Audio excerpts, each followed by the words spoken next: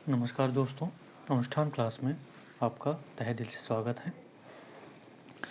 तो आपने देखा था कि हम क्या पढ़ चुके थे, प्रमुख घाटियों के बारे में पढ़ चुके थे और लघु हिमालय के बारे में पढ़ चुके थे।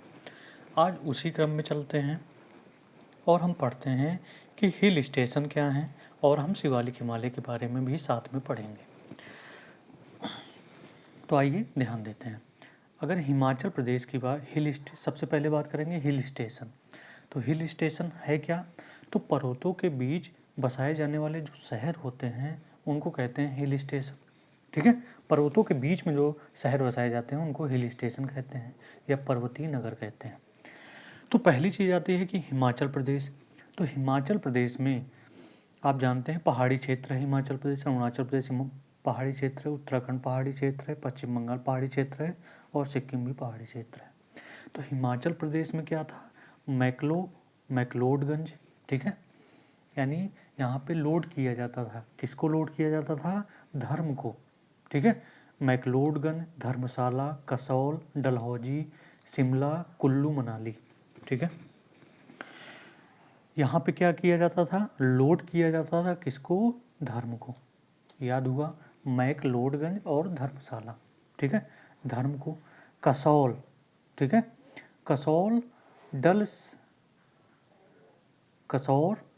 डलहौजी से, कसौल डलहौजी से।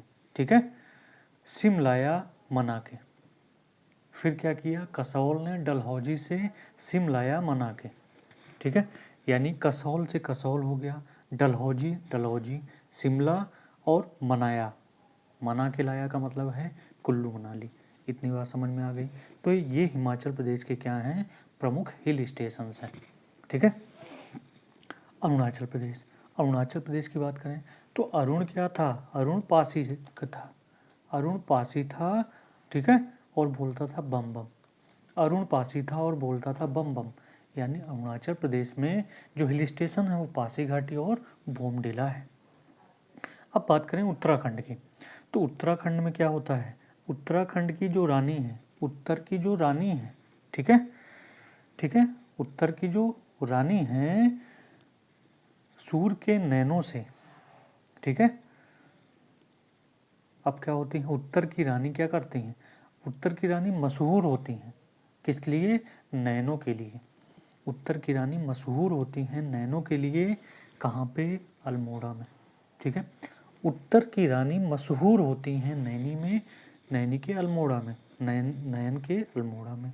तो उत्तराखंड में कौन कौन से हिल स्टेशन हैं? रानीखेत है पहली, मसूरी है, यानी मशहूर से लगा सकते हैं मसूरी, और नैन से लगा सकते हैं नैनीताल और अल्मोड़ा।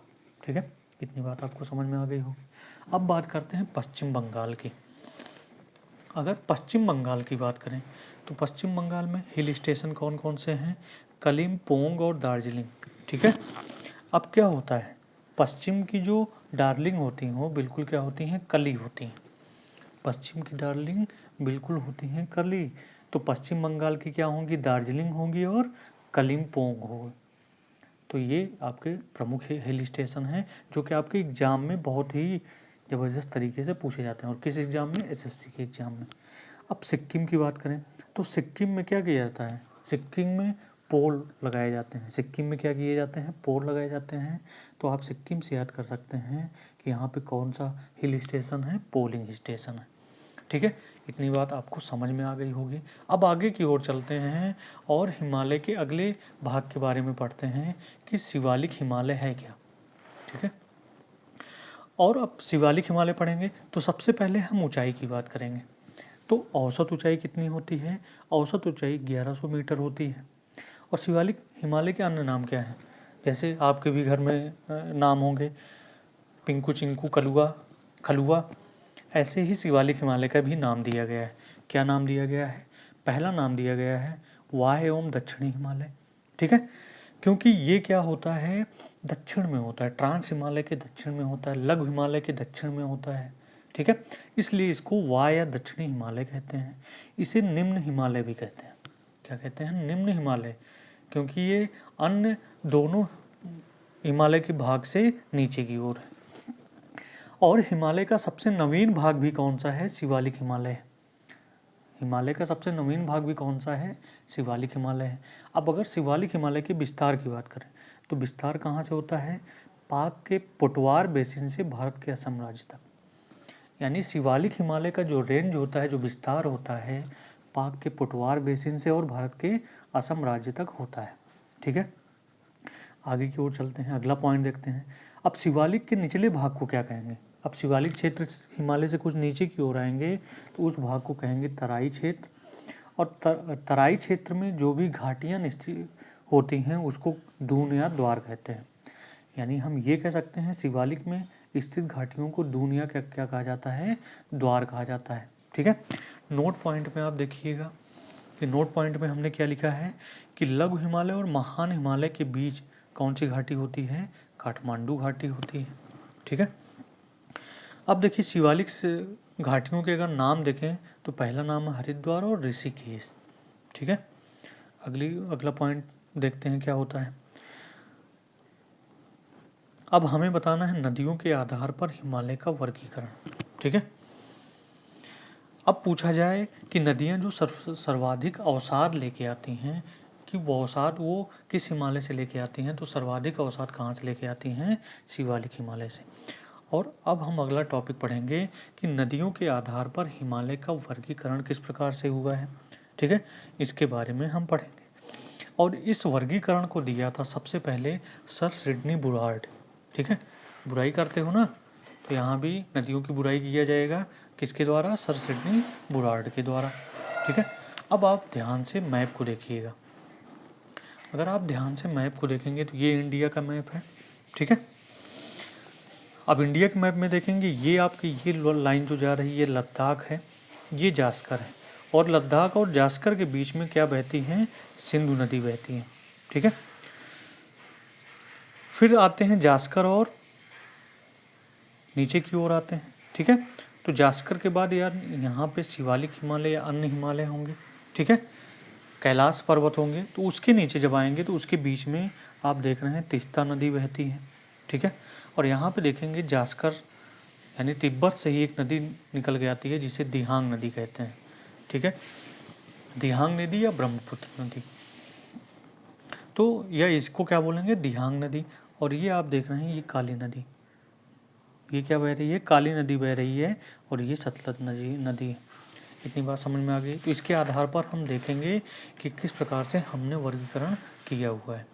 तो पहला वर्गीकरण आप ध्यान से देखिएगा, पहला वर्गीकरण है सिंधु और सतलज नदी के बीच। किसके बीच? सिंधु और सतलज नदी के बीच। तो ये सिंधु नदी है, ये सतलज नदी है।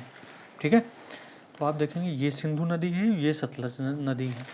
तो अब आगे की ओर देखते हैं कि सिंधु और सतलज के बीच में जो पहाड़ी हिमालय होता है उसको कहा जाता है कश्मीर या पंजाब हिमालय। क्या कहा जाता है? कश्मीर या पंजाब हिमालय। और इस कश्मीर और पंजाब हिमालय में कौन कौन से पर्वत आएंगे? काराकोरम, लद्दाख, जास्कर, धौलाधर और पीर पंजाब। ठीक है, यानी कश्मीर और पंजाब हिमालय के ये भाग आते हैं। कभी कभी क्वेश्चन ये पूछा जाता है कि काराकोरम पर्वत किस हिमालय का भाग है? ठीक है, तो कश्मीर पर या पंजाब हिमालय का भाग है, और इसकी लंबाई होती है 560 किलोमीटर। कितनी लंबाई होती है? 560 किलोमीटर। ठीक है, इतनी बात समझ में आ गई। अब आगे की ओर चलते हैं और सतलज नदी और काली नदी के बीच देखते हैं। तो सतलज नदी और काली नदी के बीच कौन सा हिमालय होगा? कुमायूं हिमालय होगा। का से काली, का से कुमायूं हिमालय, लंबाई है 320 किलोमीटर। ठीक है, अब आप देखेंगे कुमायूं हिमालय में कौन कौन सी पर्वत श्रेणियाँ आएंगी? तो नंदा देवी, ठीक है, कामेत, बद्रीनाथ, केदारनाथ और त्रिशूल पर्वत किस क्षेत्र में आएंगे? कुमायूं हिमालय में आएंगे। आगे की ओर देखें और आगे की ओर चलते हैं। अब बनी काली और तीस्ता नदी। तो काली और तीस्ता नदी के बीच कौन सा हिमालय है? नेपाल हिमालय है, और इसकी लंबाई कितनी है? 800 मीटर। यानी ये 800 मीटर तक फैली हुई है।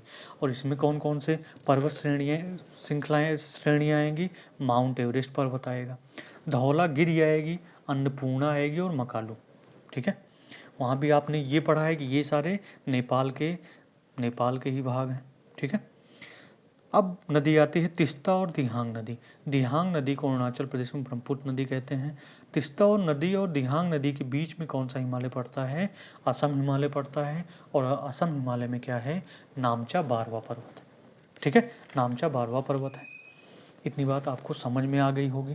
तो इसी के साथ हम इस लेक्चर को यहीं पर ख़त्म करते हैं और अगला लेक्चर हम स्टार्ट करेंगे कि पूर्वी हिमालय के भाग कौन कौन से हैं, उसमें कौन कौन से पर्वत श्रेणियाँ श्रृंखलाएँ आती हैं। ठीक है, तब तक के लिए जय हिंद और विराम।